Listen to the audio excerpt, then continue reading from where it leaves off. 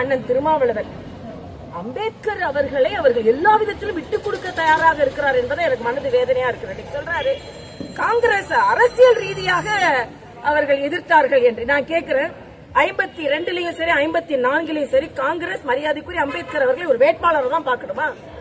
இப்ப எவ்வளவோ அவரை போன்றவர்கள் நாங்க எதிர்த்து போட்டியிடல, அவரை போன்றவர்கள் வெற்றி பெறட்டும் ஏன் முடிவு செய்யல? அப்ப நீங்க காங்கிரஸ் ஒரு வேட்பாளராகத்தான் மரியாதைக்குரிய அம்பேத்கர் அவர்களை பார்த்திருக்கிறது, ஒரு தலைவராக பார்க்கவில்லை. ஆக அப்படிப்பட்ட காங்கிரஸுக்கு நீங்கள் இன்று வக்காலத்து வாங்கி கொண்டிருக்கிறீர்கள். பாரத ரத்னா எல்லாருக்கும் கொடுத்து தங்களுக்கெல்லாம் கொடுத்து முடிச்ச பிறகு கூட அம்பேத்கர் அவர்களுக்கு கொடுக்க வேண்டும் அவர்களுக்கு நினைக்கல. ஆனா அவர்களுக்கு இன்னைக்கு நீங்கள் வக்காலத்து வாங்கி கொண்டிருக்கிறீர்கள். அண்ணன் திருமாவளவன் அவர்களே உண்மை, ஏன்னா இதே திருமாவளவன் அவர் தான் போராடி இருக்கிறார்.